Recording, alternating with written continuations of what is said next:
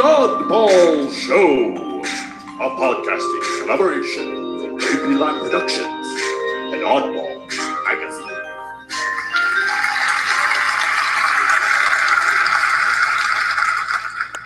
Greetings, all you mosquitoes and muskrats. This is indeed the Oddball Show, coming to you from an undisclosed location somewhere in the mountains of Tahiti.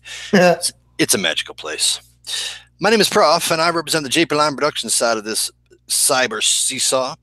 Please come check out our music, our thoughts on art, politics, and Boston artists, jplineproductions.com, and follow us at JPLime on Twitter and Instagram, and at JPLime Productions on Facebook. Come check us out.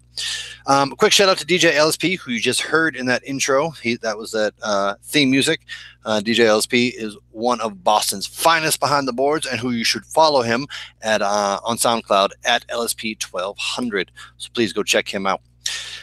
I am joined on this and every voyage of podcasting discovery by my co-host, the Pontiff of Peculiar Poetics, the Oddball originator, as he is founder and editor-in-chief of Oddball Magazine. Recently returned from a reading at Boston's This Is My Brave, which he will tell us about in just a bit. He's 1 part Yeezus and 3 parts 808 and Heartbreak. Please say hello to Mr. Jason Wright. Hey everybody, it's Jason from Oddball Magazine. Really happy to be here today. Got a lot to talk about, a lot of yay to talk about, man. Lots of yay in the air. So how are you, buddy? Good evening to you. I'm doing great. I'm doing really well. I'm having a great day. Excellent. How about you? Doing well. Having a good Tuesday. Having a very productive Tuesday, which is always a good thing.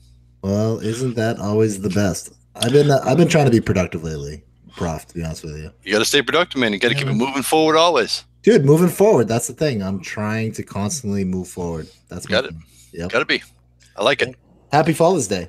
Hey, thank you very much. We had a great day. We were my wife took me to a breakfast brunch with me, my wife, and my boy at a place in Harvard Square. Oh yeah. They had a live band playing, which is pretty cool. Playing all kinds of cool covers. So that was really fun. Had a couple mimosas. Had some really delicious food. Nice. And then we had a barbecue at my brother's house, and he lives in Dorchester, so that wasn't bad at all. Sweet. Yeah. Great day for weather. Yeah, I think Sunday was Father's Day. Yeah, right. That's what we're talking about. But I think I went golfing on Sunday. Oh man, which was good golf day. Nice day to go golfing. Yeah, I went to a place called MGM Links, and it's a little par 3 down the street, and I enjoyed it. My friend Eric had a terrible game, but it was really funny regardless. I'm not much of a golfer, man. I say not much of, I mean absolutely zero, probably negative points as a golfer. Every once in a while, my brother-in-law takes me to the driving range at the club up near his house in Vermont, and wow. I look ridiculous. Well, you know, I look like Happy Gilmore, like at the very beginning. Prof, but you know what though? You could totally rock like a crazy golfer outfit. You know, right? I could at least go be fashionable. You can rock that shit. Like I like, you know, with like the Argyle socks and everything, and like, you know, you look pretty cool. Listen, I'm terrible on the front 9. I'm really bad in the back 9, but I'm great in the clubhouse. I look awesome. Yeah, I mean, as long as you can drive the cart, I mean, I'll golf. So, right? Yeah, I mean, but it's great. I mean, not my sport of choice. Not my sport of choice, but I commend you, and I'm glad you had a good day. Well, it's such a nice day to walk. I mean, it's such a nice sport, you know, and a good sport, good dad sport. You know, I'm sure there are lots of. Well, I didn't go with my dad. I texted my dad, "Happy Father's Day." Happy Father's Day. I'm out in the course. Peace. I gotta go. I'm up. Yeah. Anyway, but yes. So happy Father's Day to you, sir. Well, thank you very much. Thank you very much. It is my proudest role, and it was an excellent day to celebrate with. We celebrated with, you know, both my brothers' dads, and, you know, my dad was there, and, you know, all our wives and such, and my sister and her boyfriend. So that was great. We had a great time. Also, happy Father's Day to Puff Daddy and Big Daddy Kane. Yeah, well, yeah, right on, man. and why not Kanye for that matter? You know. Oh, Kanye is a dad, so yeah, happy Father's Day to Kanye. Yeah, hell yeah, man. He has this whole emotional thing at the end of Ye, his song to his daughters, which is. Dude, I like it. Do you like summer? Do you like the summer of Ye so far? The summer EA. All right, let's get right into this because this is really what's on our mind tonight. It's the summer EA, folks. If you are not into what's going on over at Good Music and with Kanye, please just I was going to say tune out, but don't do that. Just sit there angrily at us. Yeah, listen to us. Don't tune us out. But the summer EA is in full effect, and it's interesting because I think some of the albums are really good. Like I think. Push's album is probably my favorite of him, and I'm not a huge Push fan. I like him. I think he's got real talent. He's not like one of the guys I'm going to turn on. But I think his album is one of my favorites. I think Daytona is really good. I think Nasir is my favorite, definitely. I mean, of the four from Good Music so far. I just think I love Nas. I've always loved Nas, and he's a legend. And the album is, I mean, the bars are there. Nas has the bars, and I love Kanye's production, so it didn't sound. I mean, it seemed like a good collaboration. I agree with that. I mean, like not a Stillmatic or something, but even Life Is Good was good. But like this Nasir album it's not bad. It's pretty good, and some of the songs on it, like Cop Shot the Kid, and it's some of my favorite production out of all four of the albums, which I think is one of the coolest things about it is to hear Nas over Kanye is something different than all of the rest of it. That's what I like about it. I mean, I like Pusha T, but I wasn't as familiar with him from, I know him from Dark Twisted Fantasy and stuff, and he has some pretty good bars on that album. And from the clips, man, you get and the clips, right. Clips days that brings me back. Right. And then Kid Cudi, Kids See Ghosts. I mean, I don't know. It's a good album. So I'm going to tell you how I feel about this summer of Ye right now, Prof. All right, tell me, lay it on me. I feel like Ye was quiet for a year while he was going through some things, as evident by the song where he talks about the Make America Great Again stuff, right? Mm-hmm. It's clear that he has come to terms with his bipolar disorder. We don't like to use the word disorders here, but it's clear that he comes to terms with the mental health condition that he update your language, bro. Yeah, dude. But the thing is, you can tell that he's in his album Ye. There's a lot of hurriedness, almost scattered, kind of. The music is kind of frantic. You know what I mean? Yeah. Well, and I think I've noticed that it's not much of a calm album. I feel like he's going through some things, and as creativity and self-expression is my thing, I totally understand where he's coming from. Well, the word is too that he scrapped the whole what he had for an album like a couple of weeks before he released Ye. I agree with that. In the wake of all his comments on Smack TV, on I keep going to Smack TV. I can't think what the name of it is, but whatever. Yeah, I know what you're talking about. But about slavery was a choice and such. In the wake of all that, and all his crazy social media press, and he's like tweeting out. I didn't even hear that soundbite, man, because a lot of people crazy. I know. I'll tell you why, because a lot of people are like, I understand Kanye. I understand Kanye. I mean, not what he says. But I think I understand him as a person. Maybe I don't. He probably like, who the fuck's this guy?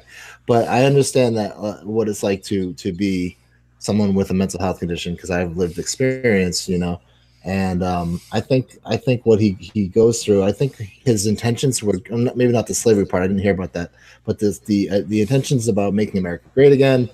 His idea, and if you listen to the song, he's like, I twisted it and made it, turned it and twisted it and made it a new idea and a new direction.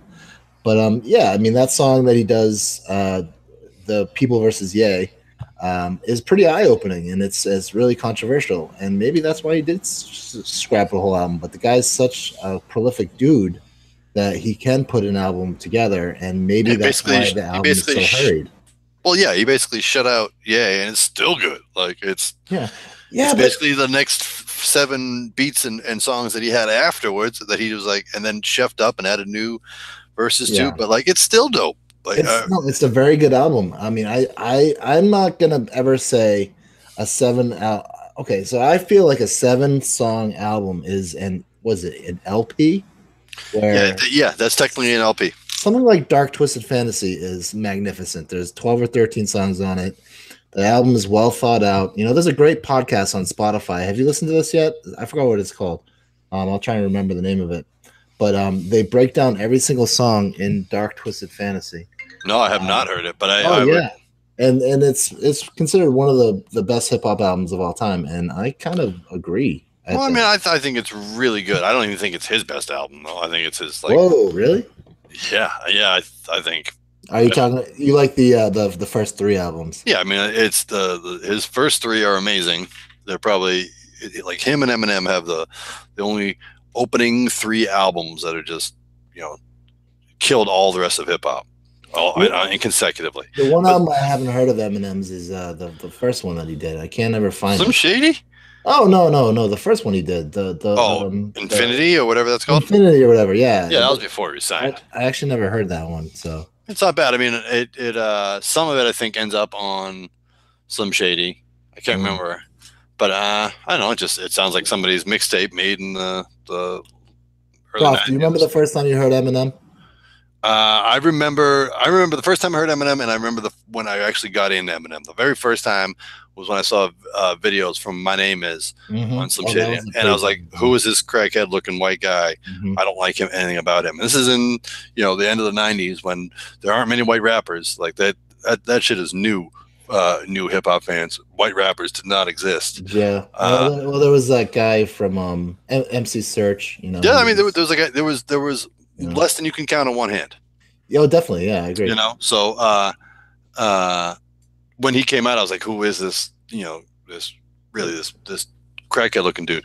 But then, so I ignored him for the first album, which was to my detriment, because then when Marshall Mathers came out, I was working at a summer camp. Sure. And I remember that so distinctly. It's one of my like very clear musical memories, because we were working with other counselors, and at night we'd go back and play cards, and a couple of them would like quote these crazy lines. I'm like, what the hell are you saying? Yeah. Like that's some hip hop, that's some lines that I've never heard the likes of before. So then we went on.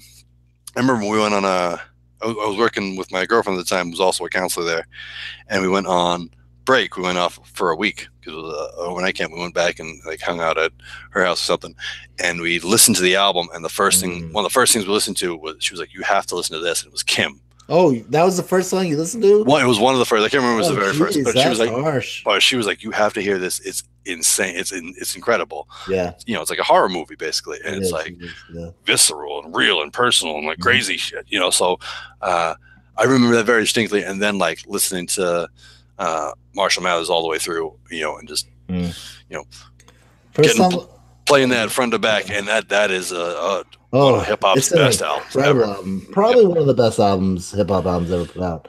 First time I heard Eminem was Quick. It was on a Rockets Records Sound Bomb in Volume 2, which is a dope album. Has Bahamadia on it, and really good stuff. And then all of a sudden, then I saw that video, the first one where he was, Hi My Name, was it Hi My Name Is, with he's doing all the impressions and stuff. But the Tom Green shit. Yeah, but when he dropped out that Eminem album, and when he put out that song about dressing ridiculous, blue and red, like I don't see what the big deal is, that stuff, when he's like, what song is that? I can't think of it. Oh, it's a song where dressing ridiculous, blue and red, like I don't see what the big deal is. Yeah, he's like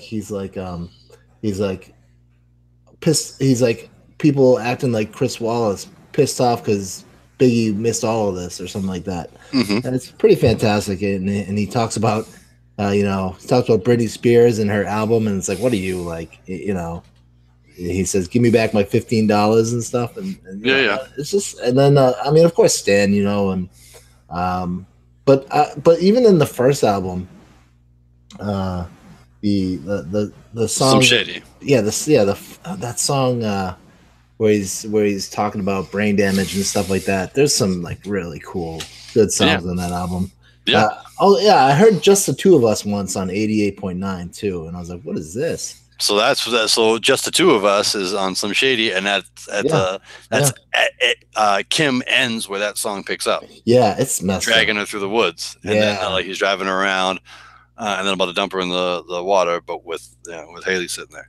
Yeah, it's just like such a strong album. But like, going back to Ye, like at the same time that they were dropping, the Marshall tapes. Do you remember when you first heard Kanye? Yeah. when I first heard Kanye, I heard Jesus Walks, and I liked it, but I didn't see what the big deal is about him. And then I started listening to College Dropout. And I really enjoyed the production, but I was still not totally convinced. Like as a rapper, or just because one time I saw the Rolling Stones, right, and I saw him open, and he was terrible. He was terrible. Plus, I was wicked high up there, and it was like Kanye West opening up for the Rolling Stones. But that's crazy. Do you remember what album it was? Yeah, it was like Graduation around that time. All right. Yeah, but it wasn't until I heard Dark Twisted Fantasy till I really appreciated Kanye. Oh, so you're a late Kanye fan? Well, yeah, because I mean, I liked Kanye's hip hop-ish stuff, but the production values on Dark Twisted Fantasy were like just phenomenal. Like the first three albums are pretty amazing, and they bang for like hip hop, and like they sound like old school hip hop, and I love it, and I love the samples and everything. And I really love those albums. I didn't really care for like the Cedric the Entertainer stuff and things like that, which kind of annoyed me a little bit on some of the albums. What, the skits and shit? Yeah, the skits. Get the fuck out of here! You're crazy. Like Dave Chappelle. Oh no, Dave Chappelle's at the beginning of Talib's. No, Dave Chappelle's on Talib, but like I don't know some of it, and but I really think wake up, Mr. West. Well, that's cool. Yeah. Shit was dope. Oh, and also the song that he did it with Talib Kweli. I think it was off of Beautiful Struggle, which was pretty amazing.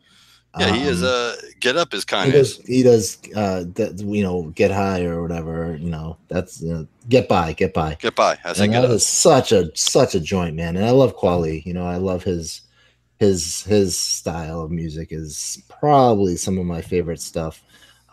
He is beyond one of the best wordsmiths I've ever heard, and I think he's wicked underrated. I think he's pretty underrated. I think him and both are. I think Talib is a tough one to swallow sometimes. Like I agree. He has a rhythm that's all his own. We debate with me and the Lime guys sometimes what his rhythm sounds, what his flow sounds like. It's hard to even capture. There's nobody else like it. He's like offbeat sometimes. And it's different than anybody else I've ever heard. It's offbeat, and it's like just big words rhyme with big words, rhyme with like crazy flows, with like no rhyme scheme meter. It's just like he's just naturally gifted, and like, but he started off as a slam poet. That makes sense. He was on Def Poetry Society or whatever that is, Def Poetry Jam. Yeah, man. Yeah. I remember when Mos hosted that. That shit was great. I love Mos, but isn't Mos on that Ye album? Mos is on. Yeah, he's on. Which one is the Drunken Hot Girls? Is that Mos on that one?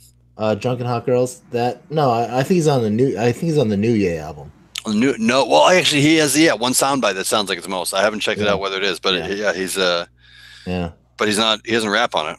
Yeah, I heard that there's gonna be a Black Star album, but we'll see what happens with that down the pipe. But wow, starting rumors here in the Oddball Show. Yeah, but I heard it. So okay, let's reel this back into Kanye a little bit, because so I remember when I first heard him, I was in college. I was in college the second time. I had gone to college, and then I went to UMass, and I was in my dorm. And I remember I had this giant TV like this. Yeah. I was in a tiny dorm, and I brought this giant TV that was as big as big box TV. Yeah. And we used to watch videos all the time, and I remember seeing Through the Wire, which is like breakthrough solo song. Yeah, Kanye, I had heard his name, and he was like a producer and shit. He made a lot of great beats for like guys in Rockefeller and shit. But the thing was, he wasn't, they didn't want him to be a rapper. He just didn't want to give him. Nobody wanted to give him a rapper's deal, and they didn't want to sign him as a solo act. And eventually Rockefeller did. The whole thing. But I remember when that happened, that then all of a sudden Through the Wire came out, and that song is like fucking amazing. Probably when I heard, so I'm going back on this a little bit, because when I heard Through the Wire, it was when I found out that he was rapping through his teeth being ridiculous. And then the sample it's amazing to me, like beginning, because that's like the starting single for College Dropout. To me is like an amazing like kickoff story to him that he gets in this accident and all of a sudden his whole life goes in a different trajectory. It's beautiful. And he writes an awesome song about it. Like that song is amazing. Slow jams with Twister. Yeah, and it's on the same album, dude. So like once College Dropout hits, it's all over for Kanye because there's like a lot of hits on that album. Jesus Walks on that album. Yep, Jesus Walks. Yeah, so I think when so I know I'm sounding like I'm going back on this, but I have an Ativan memory, so you gotta forgive me on this one. But when I heard Through the Wire, that was probably one of the coolest things I ever heard. And then of course there was just that Twister song, how fast he raps on that and slow jams. And I think College Dropout was the first one, and then Graduation and Late Registration I didn't really get. Oh man, those two are so good too, man. All three of those. They're good, but I kind of went on to different, I went on to Evidence and MERS and all sorts of stuff and kind of went. But then I was at work at a place called Granite where I used to work, and this kid that I used to take a drives with put on Dark Twisted Fantasy, and the first song came on, Can We Get Much Higher and stuff. Yeah. And I was like, that was friggin' phenomenal. I mean, it was just like the production was so good, and I got right back into Kanye. But yeah, I mean, I don't know. You can totally, like, there's an evolution of Kanye, I mean. And so the thing for me with Kanye too, with it, that what you were talking about, is that when he came out, you said you jumped to other shit. When he came out, there was a lot of great hip hop going on. Like right now, there's a big divide between old heads and young heads and people that are into, quote unquote, mumble rap, which is a pretty derogatory term, but I haven't found a better one to replace it yet. Yeah. The trap beat influenced, little rapper influence, little stuff. Yeah, I don't like that stuff that much. I'm working on it.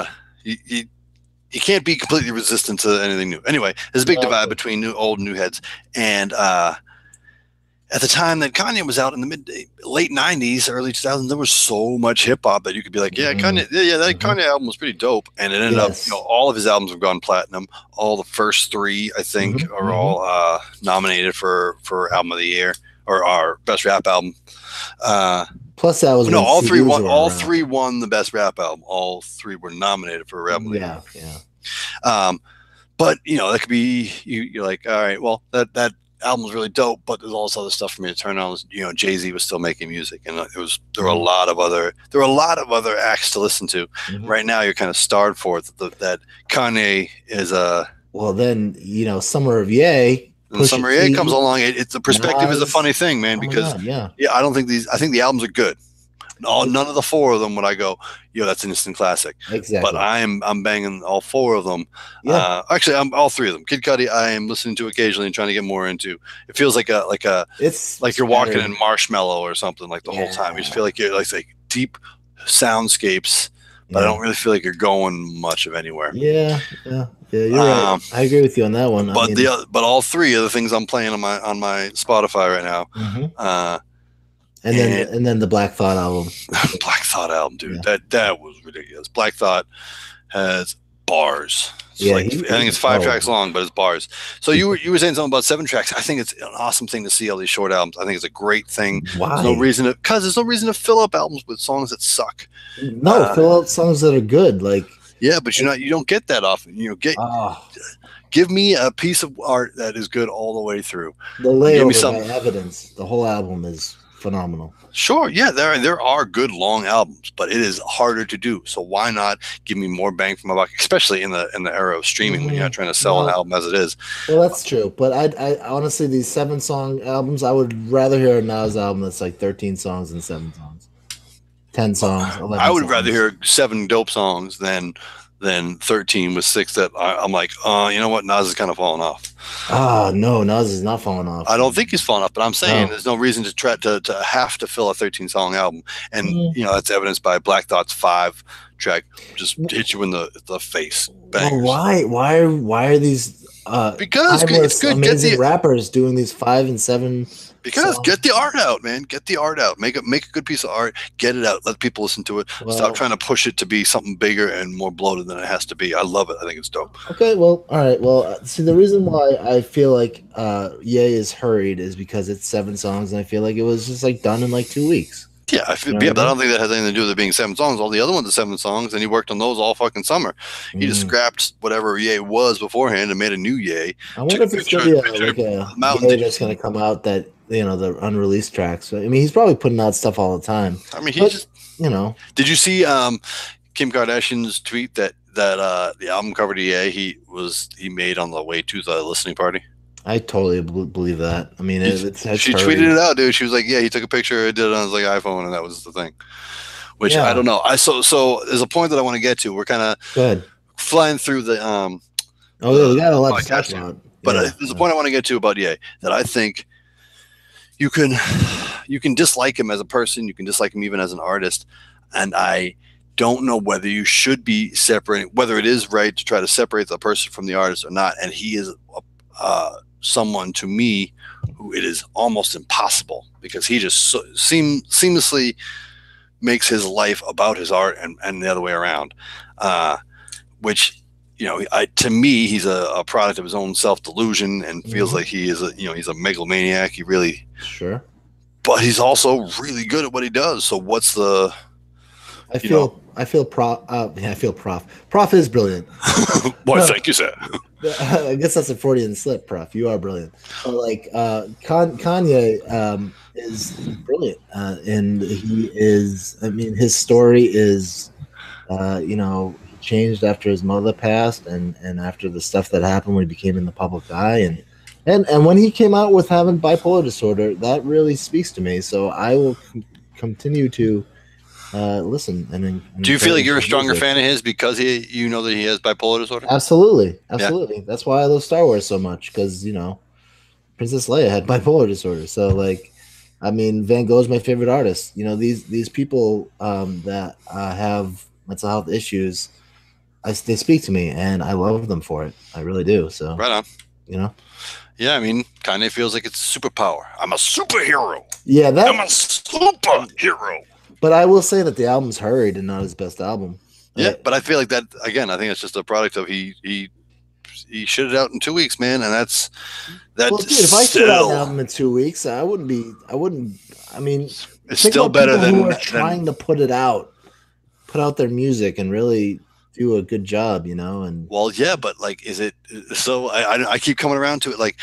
He's an artist that is just in the moment, and now and everything. It's I guess he's like Andy Warhol or some shit. Everything he does right now, which he would love, because that's his. He would love that. Yeah. Yeah. He's Michelangelo and Andy Warhol. Yeah. He's an artist, and then throwing out his paintings, So but he's just flying with his brush right now. So whether he's right or wrong for that, he's making good art, and he's making music right now that's better than 90% of the music that's out in hip hop right now. That yeah, I know. I'm telling you, this isn't Nas's best album. It's not his best album. It is. I mean, I'm not the biggest Kid Cudi fan. I like him a lot. I respect him, but he's not. I wouldn't say what is his best album, but it's not their best album. But it is still. I'm still banging. It's still some of the greatest music out there. Summer Ye, man. I'm still listening to it. Summer Ye, and then we won't talk about this, but Jay-Z and Beyonce put out their album. I gotta listen to that. But Everything Is Love, and Jay-Z's got bars. It's on SoundCloud, But I listen to it on SoundCloud. I mean, I listen to it on Spotify. So I will leave it at this, because I know we got to move on. But I mean, we are both very prolific people, Prof. Imagine if you had the outlet that Kanye did to just put out your music like he did. He does. That's a beautiful thing. I mean, he can put out anything. Yeah, and as long as it sounds halfway decent, people are gonna like it. But I love the man. I really do. But what separates you from being Kanye? Well, why do you not have the outlet? I'm serious. In one age, what do you what keeps you from being able to put out the exact art you want to do? What outlet does he have that you don't? I don't know. I think it's because it's music and mine is poetry. Well, that's true. That's true, my friend. No one's banging the latest poetry album. But I don't know, man. You should start a beat revolution. It should come back like the beat poets. Yes, definitely the beat poets.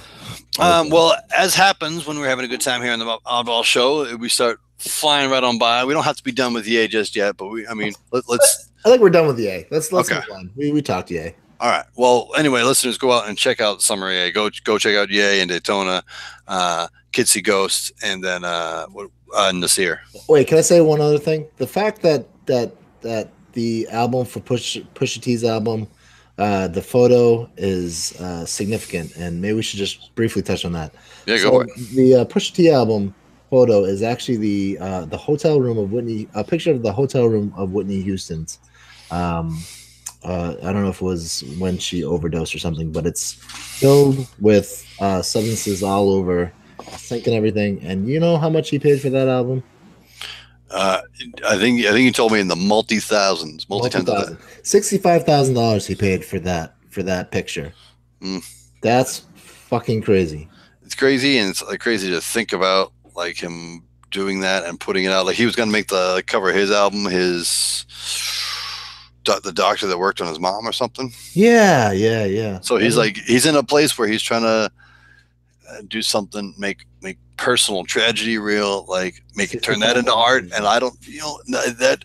See, the thing about Kanye that bugs me as a fan is like sometimes his asshole behavior bugs me, and it seems like seems hypocritical, and like he's like faking it, but sometimes he does some crazy shit that I'm like, is that art? And if you're making me question whether something is art, and like making me question what I think about art, I can't stand in your way, dude. Like I can't say that anything you're doing is wrong. If I'm wondering whether you putting the photo of your mom's doctor who botched the surgery and ended up leading to her death is art on an album, as if to say something about personal or about forgiveness, like that's a crazy whole thought process that how can I say that he's not a genius? How can I not say that like what he's doing because I think he's an asshole is any less, like I have very complicated feelings about Ye, but like I will not ever say he's not a genius. Can we say one more thing about Ye before we move on?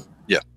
What about when the disaster relief and it was with Mike Myers? I was over at my girlfriend's house at the time, who was now my wife, and I remember him. We were watching it, and he said, "George Bush does not like black people." Completely off of his off of his dome. He went off of his mind, and I was like, "Oh my God, that is." Wow, Kanye, that's amazing. Like I didn't know that much about Kanye at the time, but when I heard that was. I mean, it's certainly one of the more surprising things he's done. Like it was the beginning of his like brash behavior. I don't know what I feel about. I mean, I don't feel any qualm about that. Like no, I thought it was just call that shit out. But wow, like that was someone. That was the first time I noticed Kanye and. As a public figure, not just as a musician, and also the South Park stuff. Like, there's a lot to talk about Kanye, he's really just such a fascinating person. You start feuding with South Park writers, that you're in a tough place. And that's probably why I like him so much, Prof, is because he is really fascinating. He's probably the most fascinating person who's come around for a long time in music. And I'm a lifelong hip hop fan, so he has made some of the best hip hop albums. All 7 of them are platinum. Like they've all been heavily nominated and awarded. So like, I get nothing bad to say about the man's art. I got like even the beats on his album are like kind of weak, but they're pretty good still. So I get nothing to say about him. He's a complicated individual who. At sometimes I really disliked and didn't want it. Like when he's yelling at fans in his own show and like yelling about Jay-Z and at Bonner or Lollapalooza or wherever the hell it was. He looks like an asshole on a grand scale that really can't handle his shit. And like, and on the one hand says that he's very much in control of everything he's doing. But he's not, so I don't know. Some of that makes me wary of him, but at the end of the day, I love Kanye. Okay, I love the old Kanye. I love the new Kanye.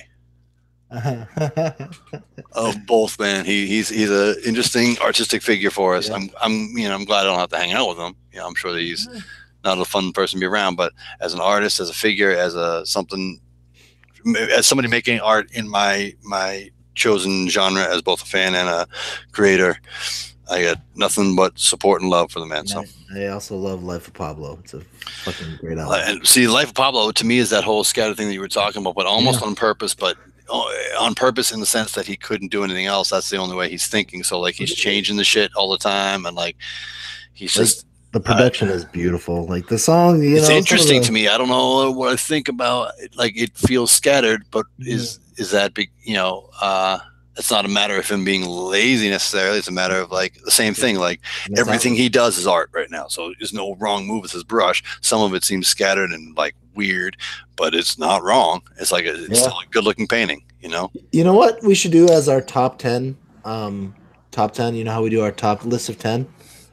We should ask people if they like Kanye or no Kanye. Do you like no Kanye, the old Kanye, or the new Kanye? Oh my God, great. Yeah, dude. Ask that one. Ask that one for That's now our bonus question now. That's our bonus question for people. Dude, we just talked 45 minutes about Kanye West. My life is unsatisfied. Yes. So almost every show, listeners, if you go back and take a look, almost once a show, somehow the conversation gets steered back towards Kanye. We always talk about Kanye. But our good co-host here, Jason Wright, is just somehow he's like his hip hop Kevin Bacon. It all just leads 6 degrees of Kanye West. Every conversation topic leads to him, but usually we have to steer away from it. Usually we have to go back to whatever is on point. But tonight we get some space. We left ourselves a little space to talk and chat it up tonight. I also love his punchlines, Prof. He's got great punchlines. He does have good punchlines, man. I did not like him as a rapper. I was on the same train of like not wanting him to be a rapper when you stick to producing and shit. And I don't know. I've come around to his style. It's simple. You can repeat it. You can he's got good punchlines. I don't know. I like him much more as a rapper than I did when I first. Yeah. When my perspective has changed. Too many Urkels on your team, Prof.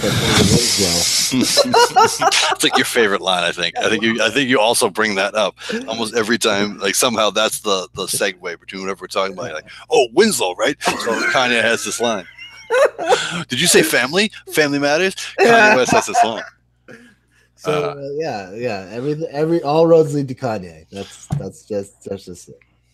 So go check it out, listeners. Apparently we're on board with Kanye. Thanks for tuning in for that segment all about the Yeezy. All Yeezy all day. All right, it's probably a good spot to take a quick break and talk about what's going on the two websites. The Oddball Show here is a collaboration between Oddball Magazine and JP Lamb Productions. One is a poetry magazine and one is a hip-hop production company centered in Boston, but then also runs a magazine that talks about all kinds of stuff, which we'll get to in a moment. So please come check us out at our various home spots as well as our social media handles. And leave us and we're also up on iTunes, so come leave us a link. Leave us a review there on iTunes and tell us what you think about the Oddball Show. We would certainly appreciate it. Yeah, you really should do that. We've been doing this for a while and we would love some reviews. We got some good ones, man. We got a couple good reviews. Yeah. So hell yeah, man. Of course we do. So do you want to tune the people in to what's going on in Oddball this week? Foist? Yes, sure. Okay, so I'm going to be okay, time me like a minute, right? Actually, hold on. Why don't I go first? Because I'll be short, and then you can go as long as you like. Because it's sounds good. This is an oddball show tonight. We're not talking about guests, anybody with like a cool or a meaningful story, rescuing Puerto Rico, or changing the way we think about mental health or anything like that. We're talking about us two goofballs tonight. So we're gonna give ourselves a little space. So let me go first, and I'll be short, and then you can go as long as you like. All right. So, like I said, I am Prof. I represent JPL Productions. We are a Boston-based hip-hop company, and over at jplproductions.com, you can find JPL Magazine, which is your world with a crunchy hip-hop center. We write about politics and art and movies and TV and all kinds of stuff. We have a diverse base, and we present it because we think it's part of what also goes on in your world and in the world of other hip-hop fans. So we obviously talk a lot about hip-hop. We make hip-hop music. You can find all our music there, as well as JP Lamb's music, as well as now we have a new duo called Tyler Durden, which is an MC and a bass guitarist. You can check out some of their music there. You can also find our videos, including rap flashback episodes, our monthly hip-hop history lesson, and our music video for What You Need from our album Blue Star Boulevard, which was entirely produced by DJ LSP, who you heard at the beginning. So some of the things you can see at JP Lime Productions, at JPL Magazine. What's going on right now is we have 1981 & Co., which is Spaceman, who's a central figure in JP Lime, has a new art house, new visual media and photography art house that he's now gone live. So you can go to 1981andco.com and check out some really high quality prints. If you're looking to liven up some living space, if you're looking to really invest in some good art, go check it out at 1981andco.com. Also, go follow him at on Instagram at 1981andco. That's 1981andco. For some, and a lot of shots in Boston. So some local photography and great visual art. He's a painter and a photographer, and he's really invested a lot of time in this. So go check that out. We'll also be putting a post up at on the website jp9productions.com about 1981 Co. and their launch tomorrow. Also coming tomorrow. We'll talk maybe if we get time at the end of the show. We'll talk a little bit about this, but the big issue going on in national politics, obviously grabbing a lot of attention, is kids being separated from their families at the border as part of the no tolerance policy put in by the Trump administration. There's a lot of it's a heartbreaking story, and it's like, and it's really, if you have kids, it kicks you right in the gut, and even if you don't, I don't know how it doesn't, rip at your soul, just to watch and listen to some of these things. So it's really it hits it at the center, but there's also a lot of facts that need to be parsed apart, and it's not a very at the end of it, the solution to it is not very easy or simple, and I don't know. I certainly don't have any answers, but I think one of the things that's important in the discussion about it is to know what the facts really are, to talk about them openly, honestly, and not, add bias to them necessarily, because it's already terrible when you just look at the facts. So to have that conversation and then say, what is the real solution? Because it's not an easy question. So I'm doing a piece tomorrow about that. Again, more kind of just laying out facts than any actual answers, but lay out the facts and then saying, what do we actually do about this? Mm-hmm. And then coming soon, I've been working with the good fellows at Rec Shop Movement up in the North Shore of Boston, helping them keep up to date on their hip hop events site, which is one of the premier listings. I don't know of another place that lists hip hop events going on in Massachusetts. So go check them out at the Rec Shop app. Download the app. It's a really great app. Get some great music videos up there, a lot of connections to other artists and producers and such. But we're going to start doing some kind of simulcasting of that hip hop event page on the JPLM site. Awesome. Yeah. So definitely go check out Rec Shop and download the app, but keep up on all the great things in hip hop going on in Massachusetts and in Boston. I say Boston hip hop, but there's a lot going on in the North Shore and then the South Shore. Worcester has a big, we played a couple shows out in Worcester. There's a lot going on all across Massachusetts and then all across New England too. So Providence, he just dropped an album. There's a lot in Providence. Providence has great music. Yeah. So definitely go check out all about all that. That's what's going on at jp9productions.com this week. Come follow us at jplime on Twitter and Instagram, and at jp9 productions on Facebook. Come be a part of what we're doing. That's jplime, your world with a crunchy hip-hop center. Jason? Wow, you got a lot of stuff going on, man.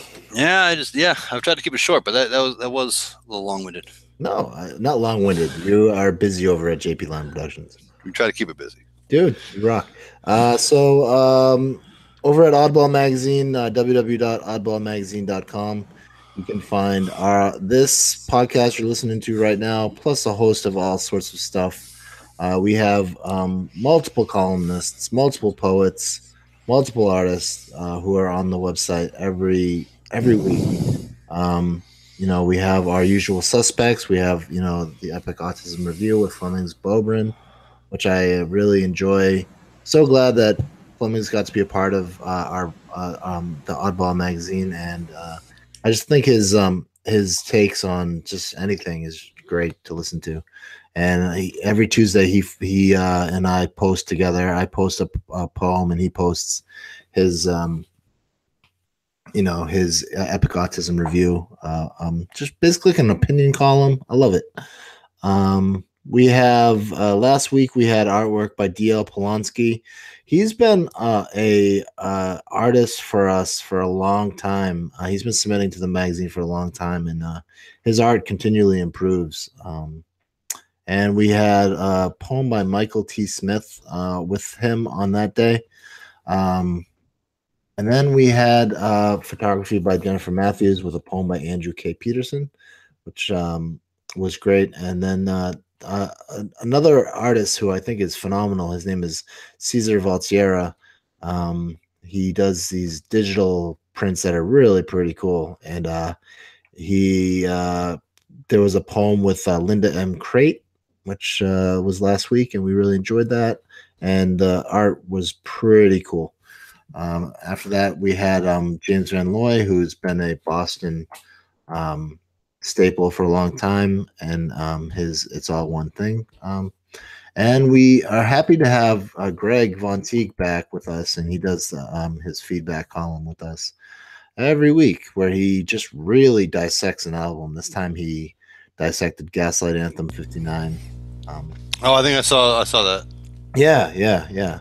And also shout out to TJ Edson for doing all of our artwork and stuff. And he put together the feedback with Greg Von Teague banner, and also the next one, the Underground Garden, which with Liza.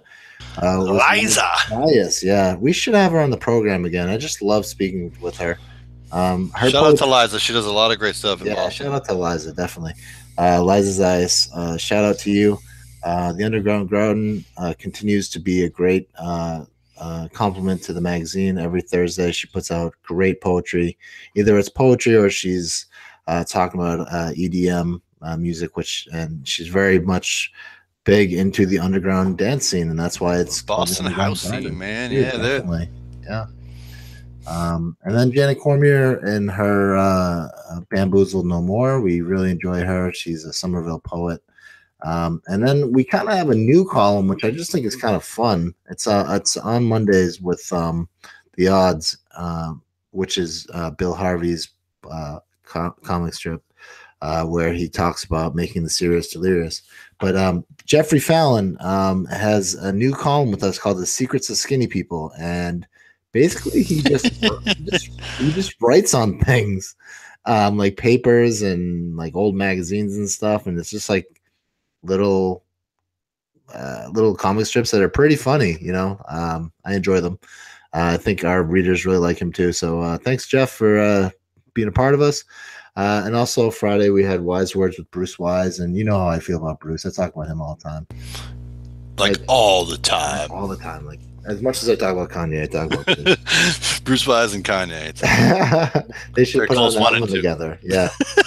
And then it was kind of a somber but nice note. One of our artists from back in the day passed away a few years back, and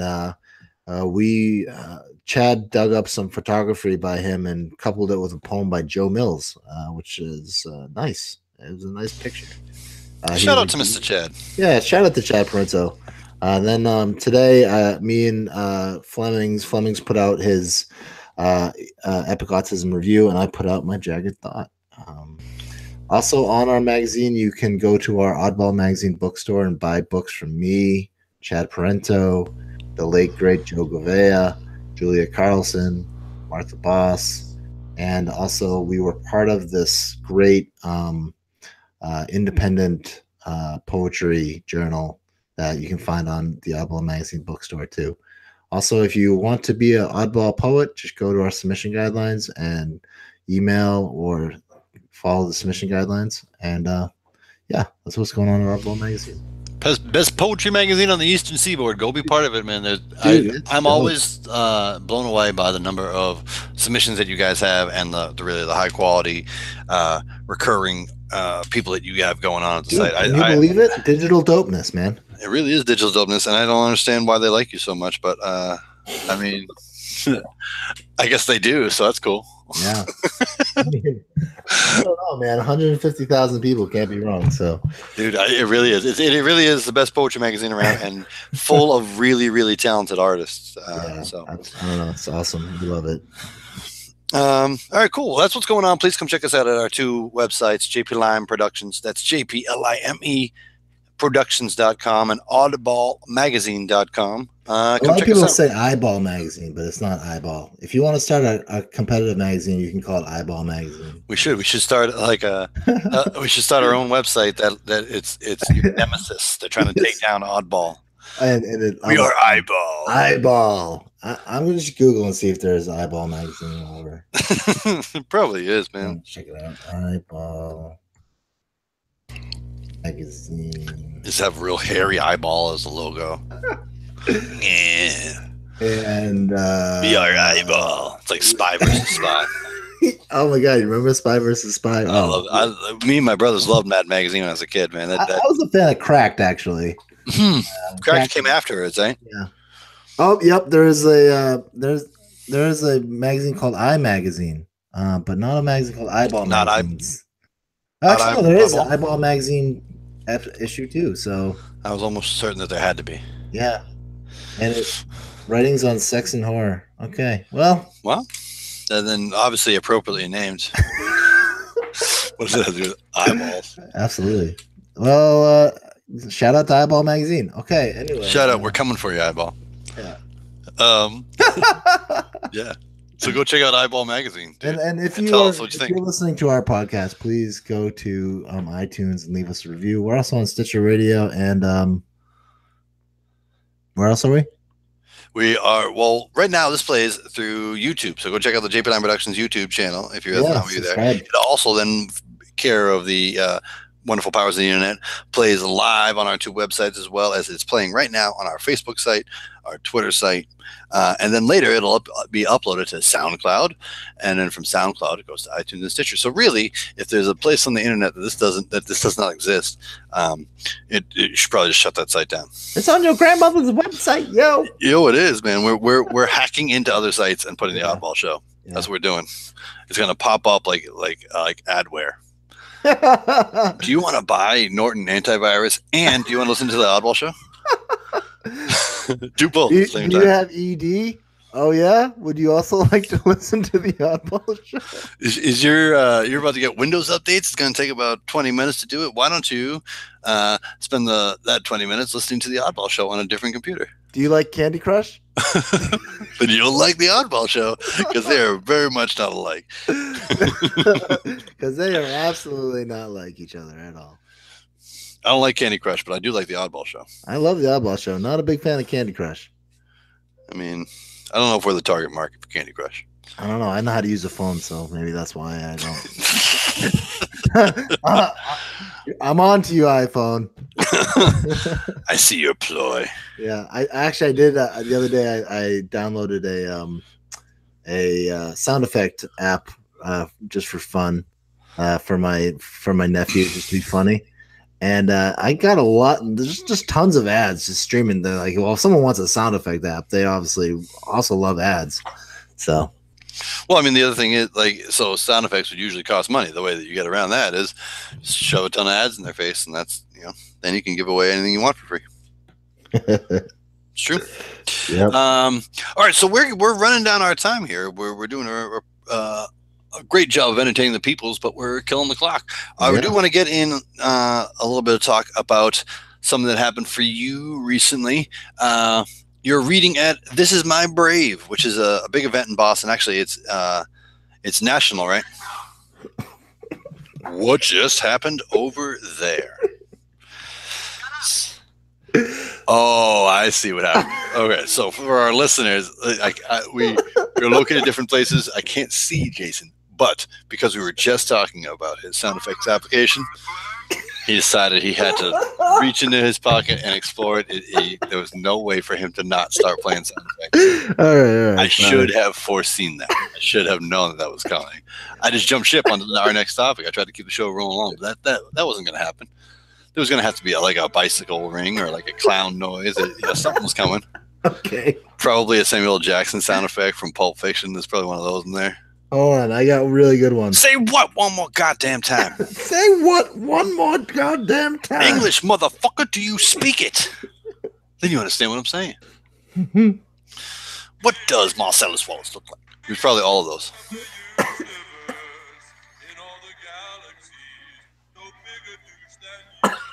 Wow, what is that? That's the one. It just says douche. Douche. And you That's push it. what you get when you push a douche sound effect. Yeah. That douche telling you that you're a douche. Okay, sorry. I'm acting immature. That's all right, man. This is the Oddball Show. My wife says that all the time. Actually, There is nothing too low for the Oddball Show. There is no comedy that's too low brow. You don't want me to keep going, do you? So please tune in and leave us a review. Leave us a review about Jason's.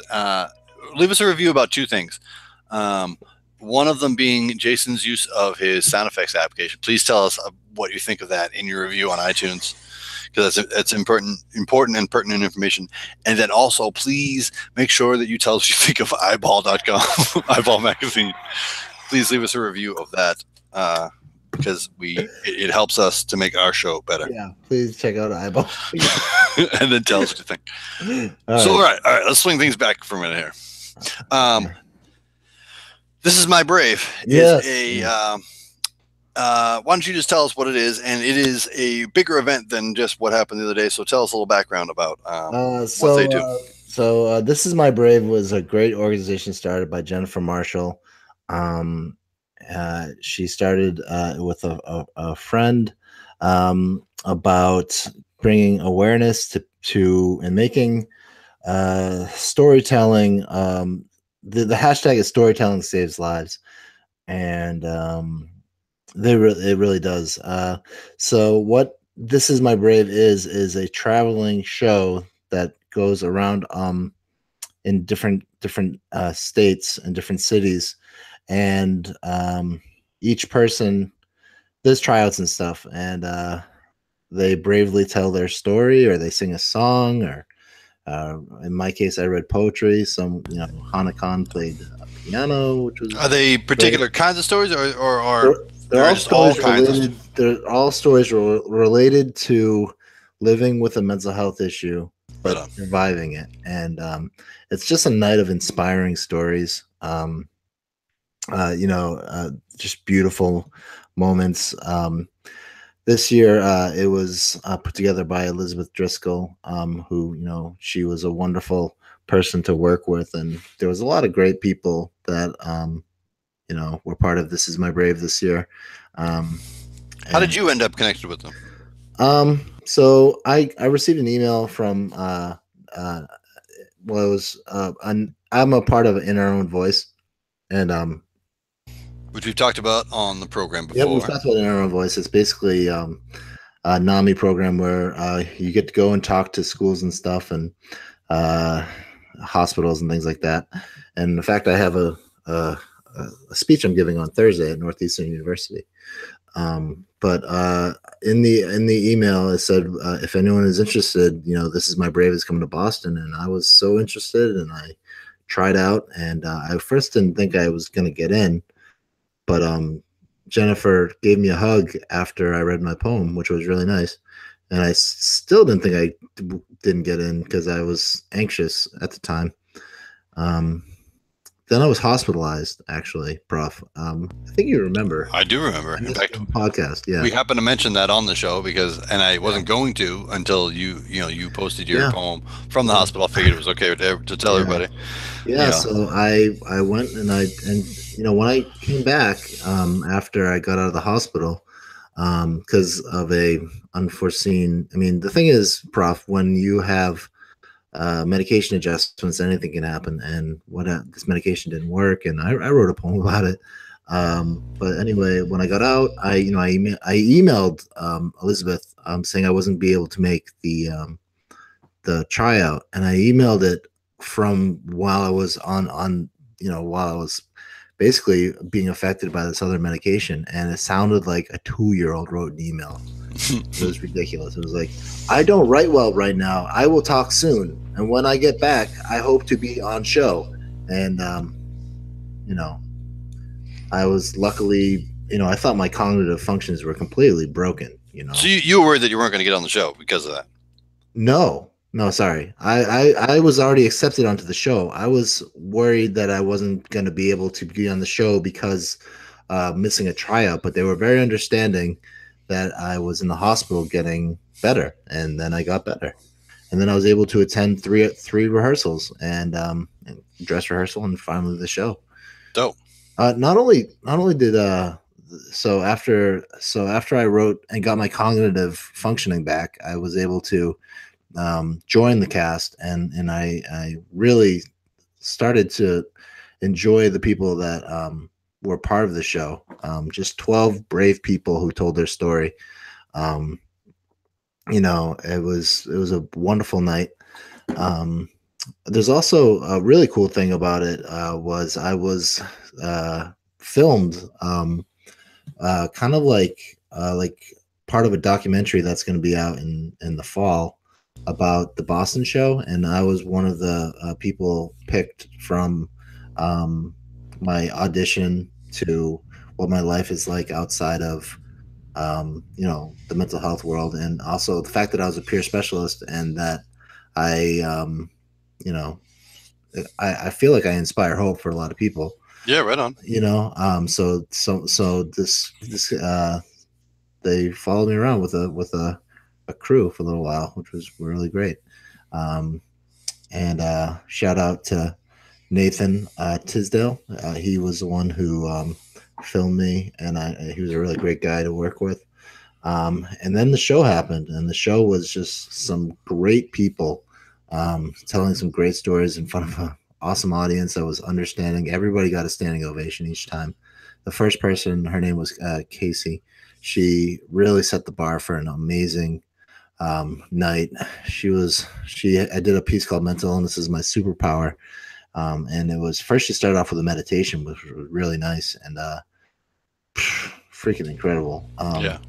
And it was nice because I was nervous, and then I got up after someone who was did a interpretive dance of what it was like to be depression, and his name's Marty, and Marty did like a miming routine. I guess he was an old he's been in the Boston scene in the expressive dance movement for a long time, and he mentioned that he knew James Van Loy in his biography. So I mean, James Van Loy is one of our poets, but I never told Marty that. But anyway, Marty did a kind of a thing about breaking through his depression, and then it was really great. And then I went up. Yeah, it sounds like a lot of great artists. Oh, it was great. Yeah, there was a brother and sister who the sister had previously had an eating disorder, and her brother wrote a song for her about how he knew she was having trouble, and this is how it affected him, and they sang it together, and it was a friggin' beautiful song. And then there was just such great stories. There was someone, her name was Sarah. She wrote a great poem about her anxiety, and she kept on. It was really funny, and so there was just some great people. Hannah Khan, who's this Boston musician who's delightful. She was amazing. She played the keyboard, and she just played the Lizard Lounge a few days ago, and she was awesome. And sounds like some powerful stuff. Really great people there. It was like just a who's who of cool people who were kicking mental health's ass. So what'd you do? What did you do? One poem? Yeah, I read a poem. Yeah. All right, dope. Because I think we should definitely have you do that for the end of the show. It's long. Oh, all right. Well, Either that or your jacket thought.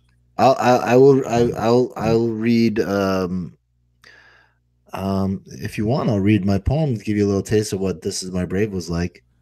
And maybe I'll read my other jacket thought afterwards. But what do you think? I mean, I think you should pick whichever one you feel is the best one for to end the show on a good note, and that's the one you should. Okay, do. Then I will definitely read the poem from "This Is My Brave." All right. Cool. Well, that sounds like some really powerful stuff. You should. Do you know where our listeners can learn more about? They're all. You can go to This Is My Brave's website. This Is My Brave on Twitter. Search the hashtag Storytelling Saves Lives. This Is My Brave is all over social media. Awesome. Facebook, Instagram, Twitter. And if you can be a part of the show when it comes to your town, and you have something to say, definitely be brave and be part of the show. Right on, man. Storytelling saves lives, and we all have a story to tell. Yes, dude. It was awesome. Well, we, as we often do, run through the show without even noticing, and we are here right at the end of the Oddball Hour. Well, we talked for 45 minutes about Kanye. Well, hey, man, it's summer, yay! Yeah, summer, yeah. You know, what else are you going to talk about? He's back to rescue hip hop. Him and Rockefeller's back. Okay, all right. Before we get going, we can't do that anymore. What, talk about Kanye? Oh yeah. Yeah, next podcast we'll talk about Ye some more. We'll talk about Ye like for a second, and then toss him to the side. Well, yeah. Well, as we normally do. The list of 10. Yeah, that's right. That's right. Question. Okay. Well, the Oddball Show is a collaboration between JP Line Productions and Oddball Magazine. Please come check us out and tell us what you think, both about the podcast and our individual sites. We are all about collaboration and all about shared work between a lot of talented artists. Which is the Boston hub right now. There's just a lot of work going on, both in the poetry scene, any live entertainment scene, and especially the hip hop scene. So come be a part of it. Come learn about some great local artists on both websites. Come follow those artists and check out events where they're going to be at. There'll be live events up on the JP Lime site, as well as you can find out about things like Stone Soup Poetry at Oddball Magazine and other great live events. So come be part of this awesome art scene that's going on both in Boston and beyond. Really beyond. Yeah. I mean, through the power of the internet, we connect everywhere. So while that's our home and that's our hub, we represent a lot of different artists. So come be a part of it. Come tell us what you think. Come tell us how we can support what you're doing as an artist and as another member of the community. So, or come on our show. Or come on the show. Interesting people have extraordinary stories. Interesting people with extraordinary stories. Oddball Show. Boom. Well, thank you very much for tuning in tonight, everybody. In a moment, I'm going to hand off to Jason. He's going to close us out with his poem from This Is My Brave. Come check us out at JP Lyman at Oddball Magazine, and we'll be back very soon next time with somebody other than the two of us for your entertainment. Thank you very much. My name is Prof. Prof, it's really daunting to talk about this for just me and you talking, but I thought it flowed pretty well. So, I mean, I like talking. I have a problem with shutting up. So, Prof, I was an English major. So was Kanye. No, he wasn't. Was he? It certainly was. That's what I was going to do. The thing I was going to do. We're going to skip this, but I was going to do a little Kanye quiz. I put together a couple questions. He's a college dropout from. Do you know what university? College dropout. School dropped out from? No, an actual school. The Chicago State University. Nope. At which his mother was a professor, I believe. Yeah. And he transferred there from. There's another school in Chicago, I believe, called the American Academy of Art. Yep. He got a full scholarship to the Art Academy and was going to go study painting, and then switched to English, and then dropped out and became Kanye. Kanye loves Kanye. Man, I mean, he can't say he made the wrong decision. And I love Kanye. But yeah, he was going to be a painter. Yeah. Kanye the painter. Kanye the painter. He was going to be the next Pablo. Well, Whoa, he still is. Meta, dude. Timelines crossing. All right, that's enough from Prof. Prof, thank you. You're very welcome. And thank you to all of our listeners. We'll see you again real soon. Take us away, Jason. All right. Okay, Prof, this is my poem from This Is My Brave. And thanks for everyone who came out to the This Is My Brave show in May. Thank you, Elizabeth Driscoll, for putting it together. And thank you, Jennifer Marshall, for starting This Is My Brave. So this is a poem. And thank you to all the people who were part of This Is My Brave. It was a really great effort of, I think Angela Kaludis was part of it. And she was Elizabeth Driscoll's right-hand woman. And she did a great job along with all the other people who were just extraordinary. And the Brave Storytellers was all right. It was phenomenal. So this is not a jagged thought. This is my poem that I read at This Is My Brave. A poem about the importance of writing poems. I've probably written more poems in my time here on this planet than I can remember. But what I do remember in my poems is that they have got me through diagnosis to treatment to death in the family, with headphones on, with cigarette-stained fingertips, writing poems, anxious thoughts accompanied me.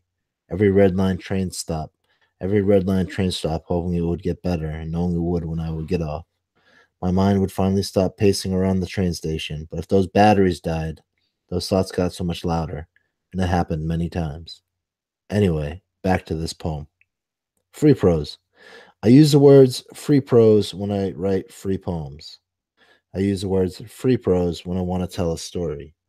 Free prose when I want to write without judgment. I write quick, let my feet hit the pavement like a marathon runner. Play the piano, let each note fall into place. Let the paint splash like Pollock, who, by the way, was diagnosed an alcoholic, whose paintings stand in the Tate Museum. I was once a Rembrandt. Reference the poem I wrote titled Waste of Paint. I once was Tom Brady. I once was a manic psych ward celebrity. I once was depressed, smoking in medicine-stained hallways. I was diagnosed and sent home from countless psych ward stays. But yet I stand. I stand strong so many years gone. I still hold on to that thing called hope. That I can cope, get through this mentality, this ill mentality, the idea that the past is behind me and that the sun still shines with me.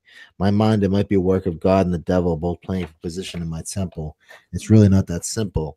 What does medication do but numb you, frustrate you, and sedate you, maybe save you like God do? Maybe I should go back to the beginning, write my way through to get through to you. I was born in Troy, New York, not Michigan. Moved to Grafton then, and at 8 years old, I moved to Mansfield, Mass., right outside of Boston and Providence, safely stashed in a little nice town, a small little pin on the map. I'm the youngest of four. My brother is 5 years older than me.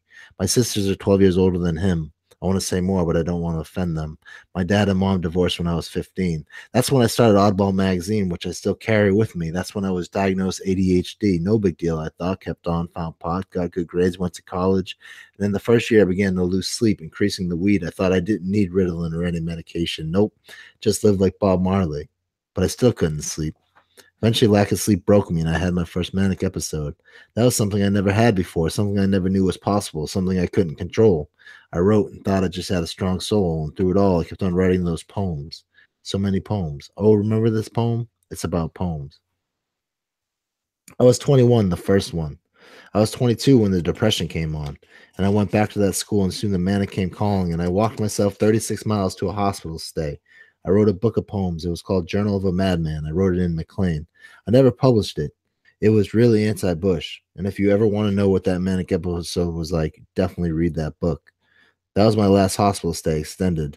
Things eventually got better. I made friends with a girl on my first day of work, and presently I write this poem lying beside her. I traveled the world with her, and last week just got back from Paris. And in 2014, I asked her for her hand in marriage. Was it her love that got me through? Absolutely. With her help, I enrolled back in school, got my degree in 2008 in the English Award of Achievement. Thank you, Jill Burrell. Thank you, Bunker Hill. Started performing poetry at speakouts and became a beast, a regular Walt Whitman, who, by the way, was a manic depressive and one of the best poets who's ever written. I've written so many poems, and now I teach it like a prescription. And yeah, I have anxiety. I'm smoke-free, drug-free, and hoping to have children. I'm a beast at this recovery thing. I've been working on myself for a long time. I read Bukowski for therapy and Chuck Palahniuk for a laugh, and I'm in love with Leonard Cohen, Sylvia Plath, and Emily Dickinson. And one of them, if not all of them, had some form of mental illness. And all of them, yes, all of them, yeah, all of them were brilliant. I'll listen to Pete Rock and hip-hop and just go off, or I'll put on like Philip Glass when I really want to try something new, or jazz when I want to free prose it. But yeah, poems. Remember this poem? It's about how I write poems. Yeah, poems, they got me through. It's one thing to have a mental illness. It's another thing to let it define you. I'm a peer specialist now. I teach recovery as a meaningful pursuit. It's lifelong, but it's possible. I'm a living proof. And I am an editor of Oddball magazine. Held on to that dream, still published daily. Still have anxiety and a diagnosis, but don't let it fade me. And yes, life is beautiful. So beautiful. Once I smoked and suffered with mental Tourette's, freaked out so bad, lost so many friends, could barely go outside or even speak this poem out loud. Definitely not in front of a crowd or even be on this little soapbox I'm on right now. But now I'm proud because I'm different and I exist in different statistics, and I know I can get through this life, no doubt. Don't get me wrong, I have my difficulties, but I still have so much to prove. With my wife beside me, I write this to you. This might not be the best story, but it is mine.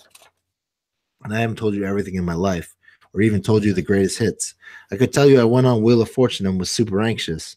I could tell you I'm a peer specialist, which I already did, but that's okay because I'm super proud of it. And then writing another book, a poem of poems I wrote on the red line. Most of them are anxiety induced. Those were thoughts at the time. I also have another book. Yeah, I usually have it on me. So if you have $10 on you, yeah, I'll sign a copy.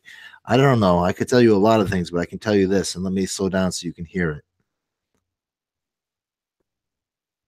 Mental illness is just a label you put on someone brilliant. Mental illness is just a DSM-5 definition. Mental illness is not mental illness. It is simply a condition that some people have to live with. And yes, mental illness is stigmatized, and some don't understand it. They blame it for violence in the streets with no facts behind it. And yes, psychology is a science, and mania is beautiful. Anyone who has been through it knows how the world speaks the truth to you. And anxiety killed my nephew, not a drug addiction. And I know one thing, mental illness is not just medication. It's really just a part of my life, but it's not the whole part. I have a loving wife with a good heart. I have friends and family, and yeah, I have anxiety. Sometimes my thoughts broadcast. I'm not a huge fan of live TV and sometimes talk to plants. Just kidding about that last part. But maybe there was a time when I lived and died by the pen, writing as fast as I could because that's all I could do to get through the anxiety, the paranoia, the diagnosis of schizoaffective. But look at me now, kind of jet lagged from getting back from Paris, when if you saw me in 2010 on that train writing feverishly with headphones on, you would never think I would be this international jet setter. But then again, people can get better. People can do great things. I won't lie and say I didn't have anxiety because I did, but I did it. Because I have a condition doesn't mean I won't ever be anxious, but I have a life and I live it. So here I am writing a poem about writing poems, writing in my home on a Saturday night, not a eulogy, not a letter to a lost loved one. No, writing about that little word hope. A long poem about that little word hope. Maybe chaotic, non-linear, almost like a manic episode, one that I can control, one that fills me with that most powerful words called hope. And with hope comes strength. Hope for the future, with strength to move forward, strength to keep moving, with the motion and the movement, until I make my words heard. And I change every one of your mindset.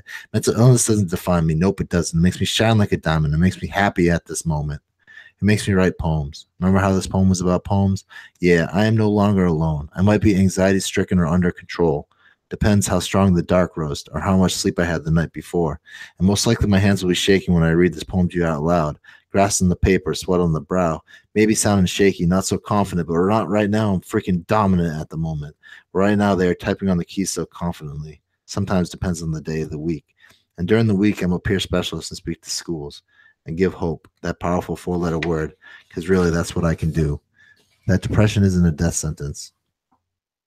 That hearing voices won't break you. That talking to plants or thinking you can do it, that I live those experiences makes me grateful. Because schizoaffective once scared the shit out of me, but now I just shake it off and keep moving. I have too much on my mind, too much stuff to be doing. That every time I think that it's the end, I break on through like Morrison and get through it, and so can you. You also can do this. OCD is fine with me. Bipolar Hendrix had it. And Van Gogh was depressed and Monet painted water lilies. I saw them. I could smell the paint. I was just at it. And Princess Leia had mania, and she was an author and a friggin' princess. And Lincoln was our best president, and he did it living with depression. And Beethoven was deaf and wrote the dopest music. So what makes you think you can't do it? Talk to me after the show. I'll tell you how I did it. I did it through poems. Remember how this poem is about poems? Yeah, I did it because I'm different. And I live a manic life, and I live it well. And that's it for now. But I got a lot more poems to write, a lot more stories to tell. And on I must stop now, put this poem on pause, kiss my wife softly on her head, and thank her for all she does. Because I think it all turned around for me when we fell in love. Now I'll write another poem tomorrow with a cup of coffee, and another one when I'm anxious, another one again at lunch, and another one at breakfast, because I'm a poet. A poet was schizoaffective. But now I stop this poem suddenly, take a breath, and exit.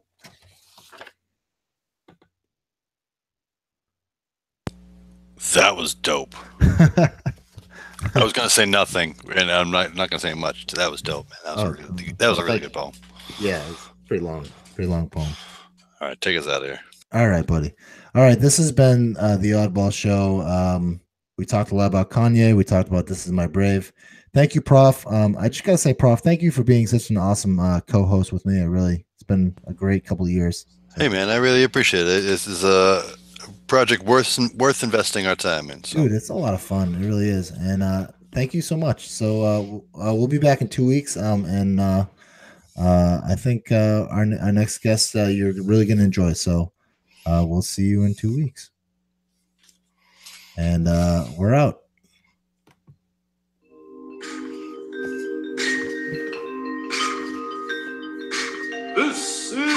Oddball Show, a podcasting collaboration from JP Lamb Productions and Oddball.